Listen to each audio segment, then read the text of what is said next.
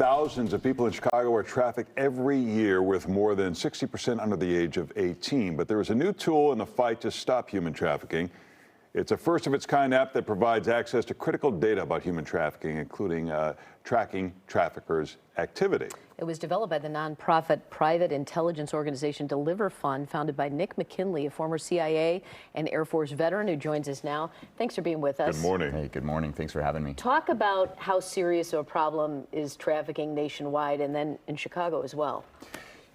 I think the best statistic that highlights it comes from the National Center for Missing and Exploited Children, phenomenal organization that collects data just on missing children. And they found that they had an 846% increase in suspected child trafficking cases over just a 5-year period. That's the scale of the problem that we're dealing with in the United States. And why do they say it's gone up so much? When we look at basically broadband connected microcomputers, right, that are in everybody's pockets, and then social media has allowed predators to access their prey at scale. It used to be, when I was growing up, that it was only, you know, the creepy guy on the wrong side of town, and parents knew how to keep their kids away from him. Now we've given the creepy guy on the wrong side of town access to all children across the entire United States. What is the challenge of law enforcement to get this under control? There's a bunch of challenges for law enforcement. The first is obviously the First Amendment, right? So somebody can put up an escort advertisement online and their law enforcement can't take action on that, even though we all know what it really is. The second is the Fourth Amendment.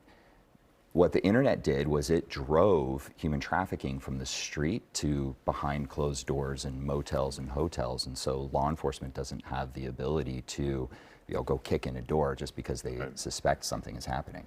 And so what does this, do they need extra money and private investigators to track these people down? Is that the idea with this app, or that people can access and find out where danger spots are? So when we look at the human trafficking issue and we look at the sheer scale and the size that it's happening here in the United States, we need to understand that law enforcement can only do so much. It's really up to us as the public, as industry partners, as parents, to start doing our part. And what I realized was that even though we work with over 650 law enforcement agencies across the United States, that wasn't going to solve the problem. What's going to solve the problem is actually reducing the number of trafficking victims in the first place. And we do that by highlighting the human traffickers.